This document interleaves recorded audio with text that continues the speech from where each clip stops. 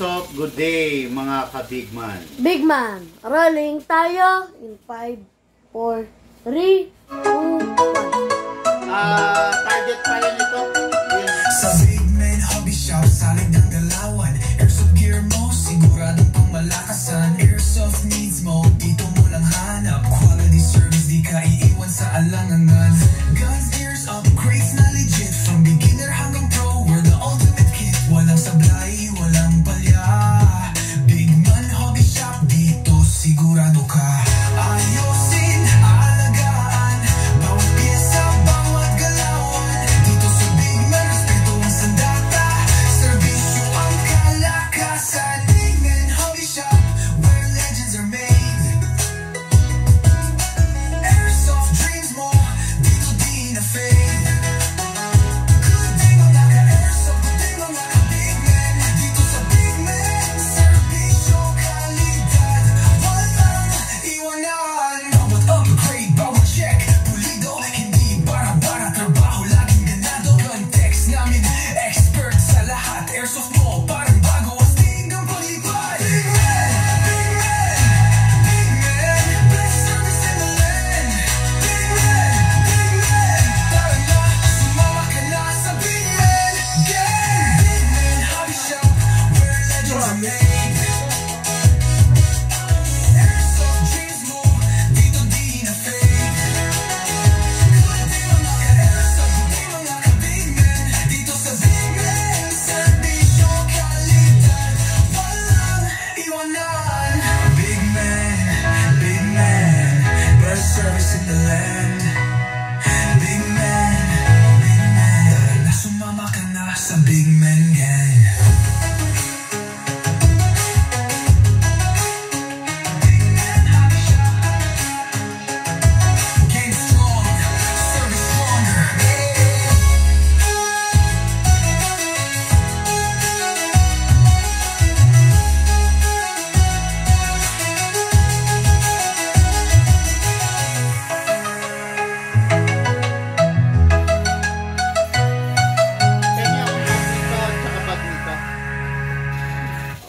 Okay, good evening po sa inyong lahat mga ka-airsoft kong minamahal. Good evening mga ka-airsoft, hello po sa inyong lahat. Hello po, pasensya na po kayo, kanina po hindi tayo nakapag-live during our 12 and 3 o'clock daily review and unboxing. It is because mahina po yung internet dito sa amin. Yung mga poste po rito sa amin ginagawa lahat. Inililipat po yung mga nandun sa lumang poste sa mga bagong poste, no?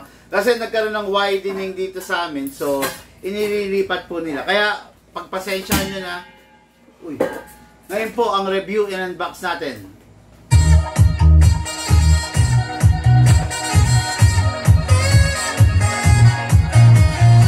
Okay, usap ko lang to. Review and unbox po tayo, no? Ng unit ng ating ka-airsoft. Grabe to mga ka-airsoft, no? Isang ka-airsoft. Ano yan? Nandiyan na? Naku po, isang ka-airsoft na patay tayo. Nandiyan yung walk-in. Isang ka-airsoft pero dalawang unit. Para sa ating ka-airsoft. Pwede papasukin mo muna, buksan may ilaw. Hello! Hello! Hello! Shoutout po, good day and good evening kay Sir Jed Benedict of Atimonan, Quezon Province. Ay, nako, hello po!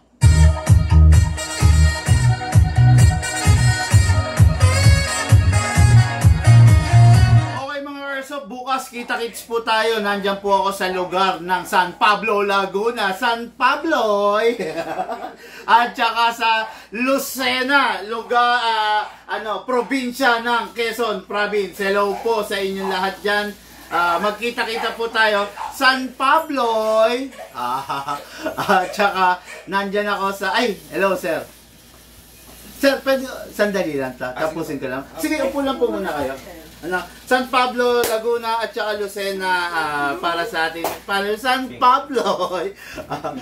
Baka magalit si MG, grabe. Madam, upo lang po muna kayo. No, sige, mamadaliin ko to pero sisiguraduhin ko maintindihan ng ating bossing. Okay? Sir Jed Benedict, ito na po yung unit mo. Mga Airsoft, no? Magkamuka sa AEG. Pero sa totoo lang, gas blowback rifle to. This is powered by a gas. So, difference is sa battery type, rechargeable. Sa gas type is hindi mo mare-refill, hindi mo ma-charge, no? Again, wag nyong i-attempt na i-refill yung gas canister ninyo. Sumasabog po yan. Okay? Pag sumabog yan, kasi hindi nyo alam yung tama, yung nakatakdang PSI lang dyan. Tapos biglang mapapasukan ng PSI ng compressed air, hindi po pwede yun. Okay? This is a full metal unit mula ulo hanggang baba. Gas blowback rifle, ibig sabihin, powered by a gas. No? Mabigat siya. I don't really suggest this unit para sa mga seniors, okay? Mahihirapan yung seniors, mabigat, solid, no? So, ito yung request ng ating nakakatuwa, seaman ka-airsoft, no? Ka-airsoft natin na seaman, kabababa pa, actually, wala pa siya sa Pilipinas. Mga 2 days pa, bago siya bumaba ng barko. Yung mga seaman natin, yung mga OFW natin from different part of the world ay nagbabalikan. Kasi bakit? Sasapit yung Kapaskuhan, di ba? Kumbaga siguro dito sila magse-celebrate, di ba? Okay, hindi ko na papatagalin. The GBBR unit ng ating Airsoft, Sir Jed. Hello, bossing! Then yung unit niya, pistol niya, yung budget, biglang naging budget meal, no? Budget meal 1911. Learn how to manage your expectations. Lagi kong sinasabi, kaya naging budget meal. Merong something na hindi perfect doon sa unit, kaya naging budget meal. Ngayon, if you are the type of person na precise ang gustong performance, then competition grade ang gustong performance, wag na po rito. Okay? Kaya lang, tinanong ko bossing, GBBR tapos paparisan mo ng ganito. Kasi ayaw niya raw ipahiram to sa mga bayaw niya, pang sarili niya. Ito ang ipang sasabak niya. Kaya bossing, good luck. Okay, no? Baka pag inawitan ka ng biyanan mo patesting nga yan, dodong. Biglang, Sige tatay, halika rito. Okay, hindi ko na papatagalin mga Airsoft na meron tayong walk-in dito. Actually, mas maaga siya sa inaasahan kong oras, no? 7 to 8 yata, di ba? Kaya lang po, sandali lang po ito. Okay, so this is the magazine. Okay? Ang magazine na to, single stock. So, supposedly, sa mga Taiwan unit, 14 rounds lang ang kayang ilaman nito. Pero ito is a very special magazine. Dual stock to. Pero mukhang single stock, di ba? Dual stock. Maximum of 27 rounds ang kayang ilagay. Siyempre, gamit tayo ng reloader. Hatakin pababa. Then, place your other thumb here. Para kung mabitawan mo siya, hindi mababasag to. Okay? Hatak. Then, lagay tayong bala mga Airsoft. Pump lang po tayo using the speed loader. Much better mga Airsoft pag meron kayong speed loader. Kasi pag wala, isa-isa kayo maglalagay. Sabi nga, mano-mano. Okay? Tapos, malalagay na naman ako on the spot. Bakit? I-upgrade ko to. Papakita ko sa inyo, this is a Tokyo Marui spec. Okay? Lalagyan natin, wala ba yung bawas na gas? Wala ito Lahat na nandito Okay, lagyan natin ng gas. Tingnan nyo, makikita, maririnig nyo sumisingaw 1, 2, ay, sorry. Lagyan pala muna natin silicone oil. Press the valve, then spray. Okay, then dito rin sa ilalim sa inlet valve. Huwag papabayaan walang oil yung unit. Yung oil lang ang tanging vitamins na pwede nyong ibigay sa unit ninyo para makatulong. Yung unit ninyo, hindi nyo pwedeng pakainin, hindi nyo pwedeng paliguan. Vitamins niya, silicone oil lang. Okay? Upside down, dead, press down. Tingnan nyo kung gaano kaingay. Diba? Sumisingaw. Tokyo Marui spec kasi. Ngayon, i-upgrade natin on the spot mga Airsoft, no? Dito lang nagkakaroon ng ganyan sa Big Man. Walang ganyan mangyayari sa iba. Okay? Kuha tayo ng, syempre, ng pang-upgrade. Makikita nyo, mawawala yung ingay na yun. Okay. Oops, sumobra. Actually, itong mga ganito, hindi ko naman ito ipinagdadamot, no? Kaya lang, syempre, hindi ko pwedeng talakayin to, yung kung ano yung inilalagay ko, di ba? Hindi ko pwedeng talakayin sa live. It is because, syempre, sa live natin, kailangan, ninanakaw lang natin yung oras. Okay, upside down, then press down. Tignan nyo, kung may ingay pa. 1, 2. Okay, wala na. Okay, yan. Ganun lang kadali, no? Dito sa Bigman, di natin ginagawang komplikado yung mga bagay-bagay. Yung kaya natin resolvehin, tatapusin natin agad. Okay? Ngayon, kasi yung unit, then ilock manually sa slide stopper. Oil po tayo sa nozzle. Then oil po tayo sa slide stopper. Ang unit po, hindi naka-fix outer barrel, gumagalaw. Ang unit po, naka-fine tuning, naka-trigger jump. Pasok sa unit. Basa. Ready to fire. Okay? Firing!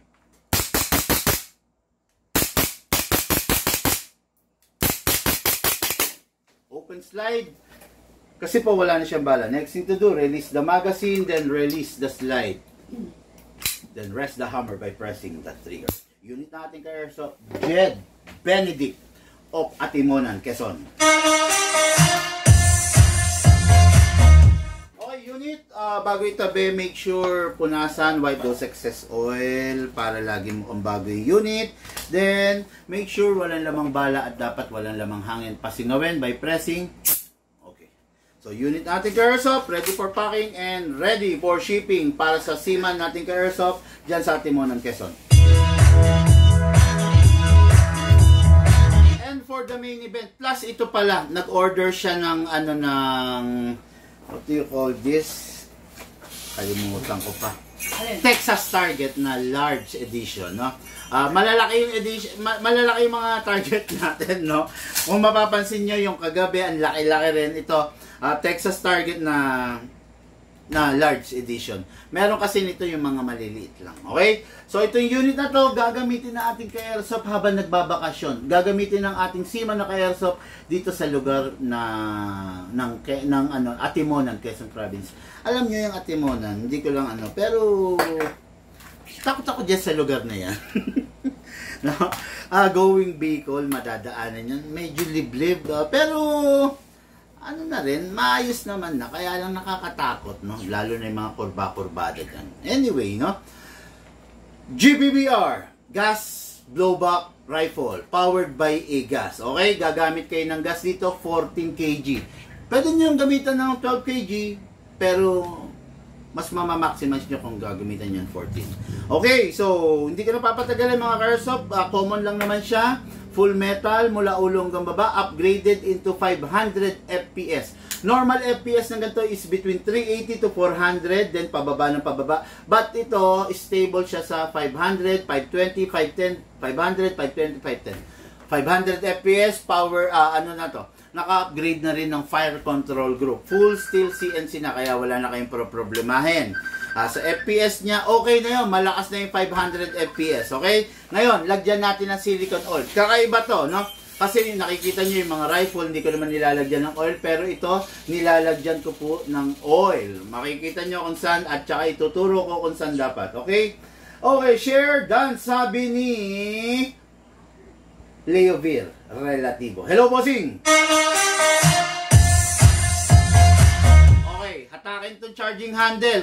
Kung AEG hindi na kinakasa, ang GBBR kinakasa. Hatakin. Okay, then lagyan natin ng oil yung bolt. Okay? Actually, dapat buksan ko pa kaya lang medyo magiging matagal. Okay? Ayan, lagyan natin ng silicone oil yung bolt.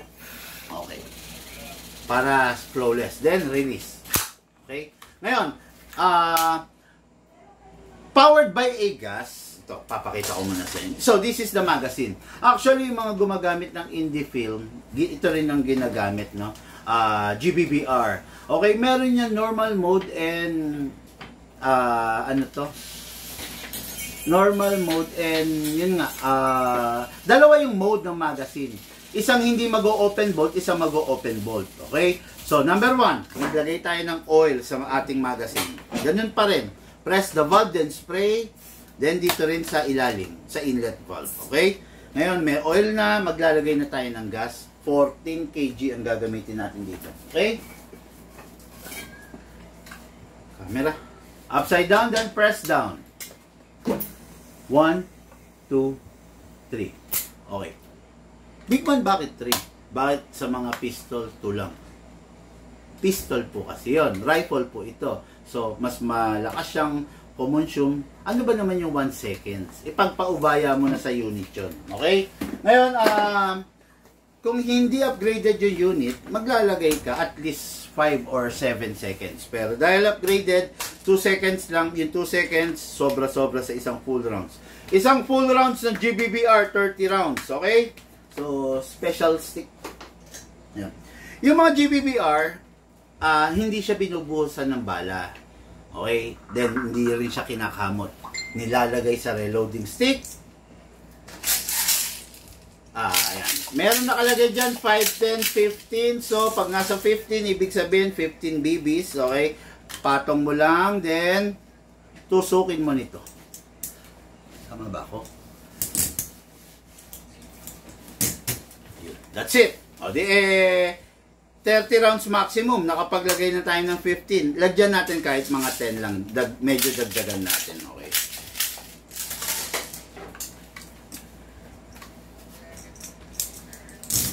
Ayun. Okay. Ganon yan. Ngayon, huwag ninyong lalagyan to nang hindi nyo naman ipuputok agad. Okay? Pag nilagyan nyo to, tapos pinatulog nyo yung bala dyan, ang tendency, yung spring manghihina, masisira. So, meron ng gas to. Ay, meron ng gas, may silicone oil. Pasok. Grabe, ang bigat ng unit. Pasok sa unit. Kasa. Ready to fire.